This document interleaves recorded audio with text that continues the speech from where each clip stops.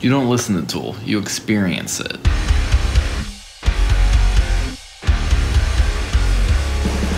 What's up, everybody? I'm Finn McKenty. This is the Punk Rock MBA, and today we are here to talk about the very interesting phenomenon of cult bands. And if you're not familiar with the term, a cult band is one where the fans take things beyond fandom and start to act like, well, a cult. And that could mean anything from spending thousands of dollars to accumulate every piece of obscure merch, like in the case of Kiss, traveling around the country following the band on tour, like the Grateful Dead or Phish, or just defending the band on the internet like it's your full-time job.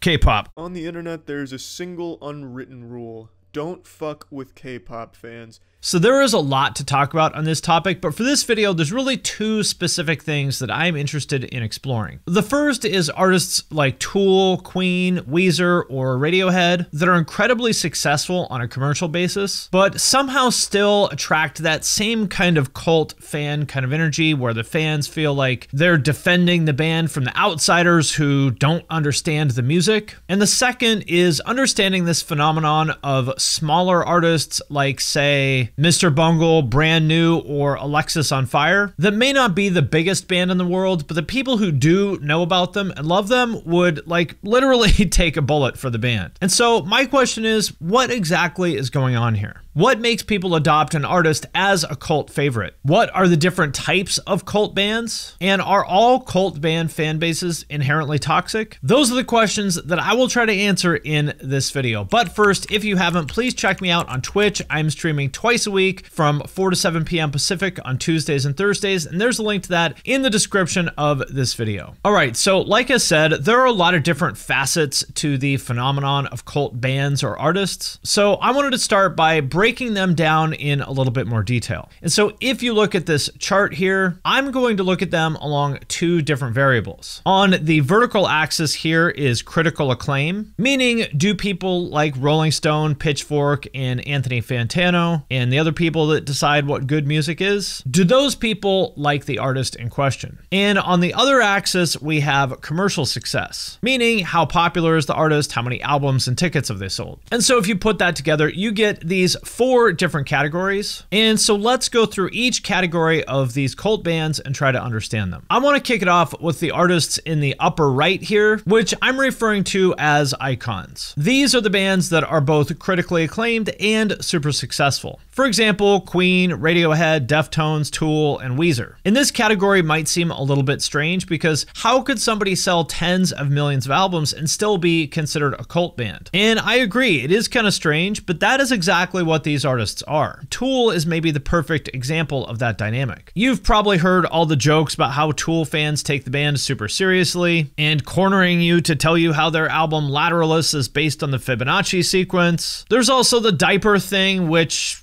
I'm not even really sure what to say about that, and I just try not to think about it. So yes, their fans definitely are a cult. You don't listen to Tool, you experience it. And yet, at the same time, the band is huge. They've sold over 10 million albums. They even beat out Taylor Swift for the #1 spot on Billboard. They're kind of the perfect example of a huge cult band. And at this point, I would actually put Queen in the same category. They've been around for over 50 years, and literally everybody knows songs like We Will Rock You from playing them at baseball games and whatnot. And so it feels kind of weird to say that somebody who had a song in Wayne's World could be considered a cult band. But again, I think they kind of are. Easy come, easy go, will you let me go?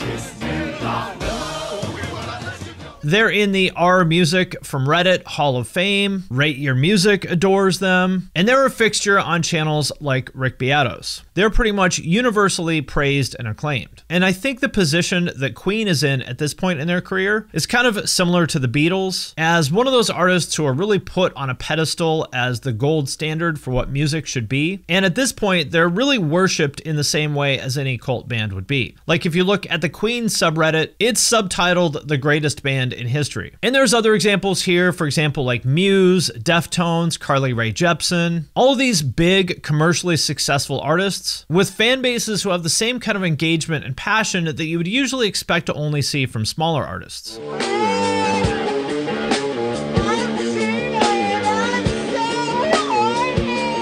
And if you look at the way people talk about these artists, I think that the common thread here is a perception of depth and complexity to the music. The narrative among the fans, I think, is something like, yeah, these are big mainstream artists, but if you actually dig deeper and really listen to their music, there's all these layers of meaning to the music and lyrics and imagery and lore, like peeling back the layers of an onion. Oh, never heard of him. Yeah, I know. You wouldn't have. You gotta be in the know to know, you know? No. And that's why you've never heard of them. But trust me, these guys are like real musicians. For example, when Tool fans correctly point out that the guys in the band are amazing musicians who use all these weird time signatures and polyrhythms and all the like coded obscure meaning behind the lyrics and whatnot. Or in the case of Queen, they'll point to all the complex harmonies they used and the sort of interesting unconventional song structures. That is special. And when it comes to artists like Deftones, it's a little bit less straightforward, but I think in their case, people tend to say something along the lines of this comment from Reddit. Deftones is a mood. They're pretty much like a musical color chart which spans from light to dark with highs and lows from fast to slow. It's about depth and complexity, right? And so this kind of answers the first question that I had when I started making this video. How can there be such a thing as a multi-platinum cult band? And the answer is depth, or at least the perception of depth. And I think that is the reason why a pop artist like Carly Rae Jepsen is adored and worshipped, but is adored by the same kind of people that typically wouldn't look twice at another pop artist like, say, Selena Gomez or Katy Perry. And moving on, that brings us to the next category, which is artists with a lot of critical acclaim, but not so much commercial success. And I'm calling them the media/fan darlings. And the first example here that comes to mind for me is Death Grips. And if you haven't heard them, it's kind of hard to explain, but they are a duo that makes music that is some combination of like industrial, punk, and rap.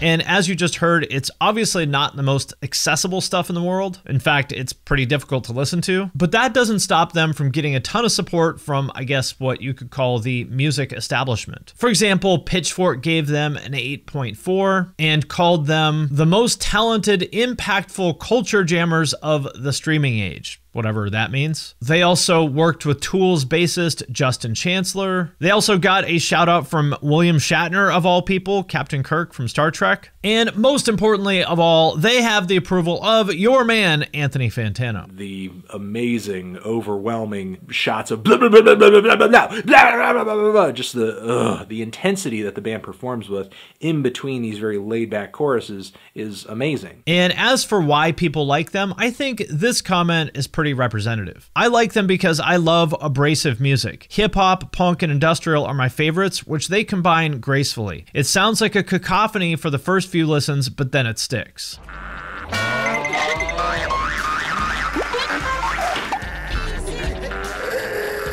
A couple other classic examples of bands in that category would be Converge or Dillinger Escape Plan. And I think the common thread here is that music critics and the media seem to really love this combination of music that's abrasive yet artsy at the same time. And then as sort of a subcategory in this category, there are the fan favorites. And I think for a lot of those, they really come down to a cult of personality, where fans just really love the artist on a personal level and will pretty much follow them to the ends of the earth and support whatever they do. The most obvious example there might be Faith No More, Mr. Bungle, and pretty much anything else related to Mike Patton. Another example of that would be Every Time I Die. The guys in the band just seem so fun and approachable, where they really kind of feel like you're friends with them even if you've never met them. And I think that explains a lot of why they had such an incredibly dedicated following for over 20 years. But what I'm especially intrigued by is bands like Brand New, where it seems like the fans love the band in spite of the people involved. And for those who may not be familiar with the story, Brand New's frontman Jesse Lacey basically admitted to doing a bunch of creepy stuff with underage girls, which puts the fans in a very tricky situation of having to reevaluate their relationship with all this music that they have really deeply loved for so many years. I just tell the truth, and telling the truth is crazy in a world full of lies. And it seems like for the most part, in this case, they are able to separate the art from the artist because the brand new fandom seems to be as passionate now as it ever was, as much as they may not necessarily like Jesse himself. As Billboard put it, it's being the same socially awkward, not made for these times cult band it's always been. Another great example of that same dynamic is Morrissey. He's been a fan favorite cult artist as long as I can remember, since I discovered him via the goth girls in my 7th grade art class way back in 1990. He's become basically the patron saint of the sad goth kids who worship him and the Smiths like they're the goth pope. Except for the last few years, he's made it a lot harder for those fans to love him by aligning himself with a lot of these kind of conservative political positions. And I'm not taking a stance on whether I agree or disagree with those ideas, but I can tell you that his fans definitely do not. As one blogger said, many hundreds of thousands of his fans have had the same experience as me, watching as a one-time hero curdled and transformed into a venomous right-wing brat. And I find this dynamic really interesting because I think for a lot of these fans, they're sort of left wondering, like, how did I ever connect with this person's art? And were they ever really the person that I thought they were? Or was all of that just this idealized image that I made up in my own head? And before I go on to the next category, I would love it if you would hit that subscribe button. It helps the channel out, and that way you won't miss any of my videos. Which brings us to the next category of cult artists, which is artists who are commercially successful but don't have a lot of critical acclaim, which I'm calling outcasts because despite their success, the media and music industry basically ignore them. And maybe the biggest current example of that is Phish. If you're not familiar, they're a jam band who basically picked up where the Grateful Dead left off, both musically and in terms of their fan base and just generally the space that the band occupies within culture.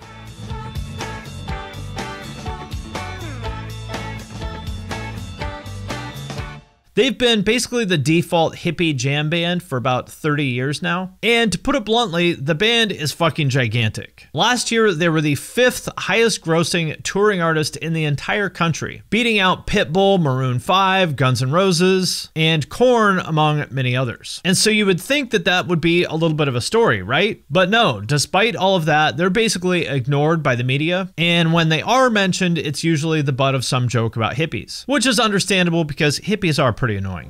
What is this? The parking lot scene before a Phish concert.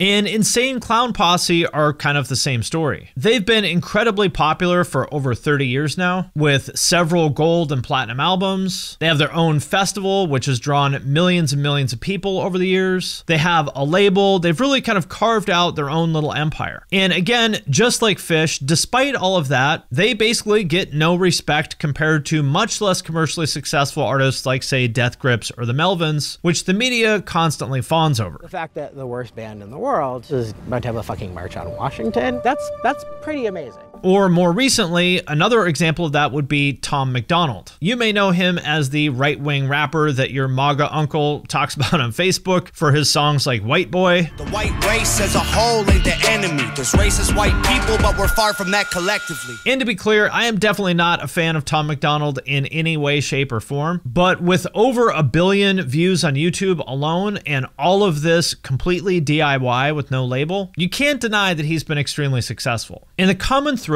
with all of these artists, I think, is that it's not really about their music at all. All 3 of these groups are really as much support groups as they are musicians. And what I mean by that is that these artists have become rallying points for groups of people who feel like they don't belong in mainstream society. Dropout hippies in the case of Phish, these like Midwest white trash juggalos in the case of ICP, and, you know, whatever you want to call Tom Macdonald fans. And to be fair to all of them, they're not wrong. The media doesn't understand them, doesn't respect them, and they don't want to. And so it makes perfect sense to me that when they find an artist that says, I understand you, I will fight on your behalf, this is a safe space for you to be you, well, of course they attract this sort of cult following. Which brings us to the last category of artists with very little commercial success or critical acclaim, the ones that I'm calling true cult artists. And there's a ton of examples that I could list here, but the first one that comes to mind for me is G.G. Allin. He was an infamous punk artist back in the 80s who was best known for, well, honestly, throwing his poop at the audience. I made a whole video about him if you want to know more, but although he did have some good songs here and there, his music was mostly unlistenable.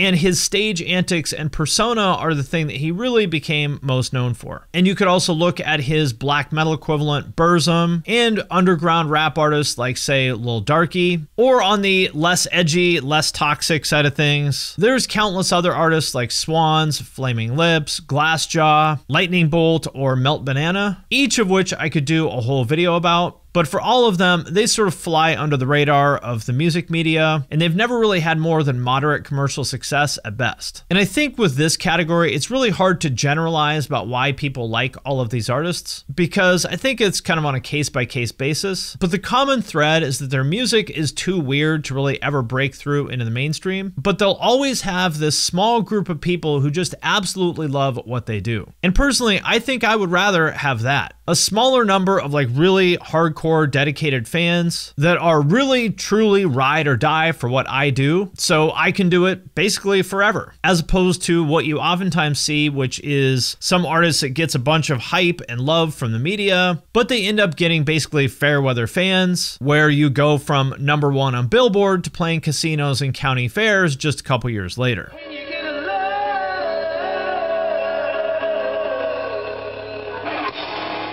But there's also a dark side to the artists in this category, because I think a big part of the appeal of cult artists is the feeling that you know about something secret that other people don't. Like you're one of the members of this secret society, and anybody that criticizes your favorite band is an enemy that has to be attacked. Like, speaking for myself, there's actually a lot of artists that honestly I'm a little bit scared to even mention at all, because I don't want to upset their fans and get attacked for it, which honestly just isn't healthy. Your identity should not be defined by being a fan of a band or a TV show or anything else. Like, fandom is not an identity. And if you really care about the band, it's not helping them for you to act like that either. I guarantee you that even if they aren't saying it, your favorite band does not like seeing you act like a stan on their behalf. Because #1, that's just embarrassing. And #2, all that does is make other people scared to check out the band because of their overly aggressive fans. Or in my case, it makes me not want to make videos about the band, which might help them attract new fans. And I have a lot more that I could say about this topic, because I find the nature of fandom and group identity to be fascinating, but I am running out of time, so I will end it there for now. If you want to hear more from me on this topic, let me know, because I could definitely go deeper on it, but I will leave it at that for now. As always, I would like to thank everyone who supports me on Patreon, especially those of you who support at the True Cult level or above. Patrons get all my videos and podcasts early. I do giveaways. There are members only channels on my Discord that I'm super active in. And there's also a way to have me review your music or artwork if that is something you're interested in. So if that sounds cool to you, hit the link in the description of this video. And with that, I'm going to sign off for now, but I will see you next time.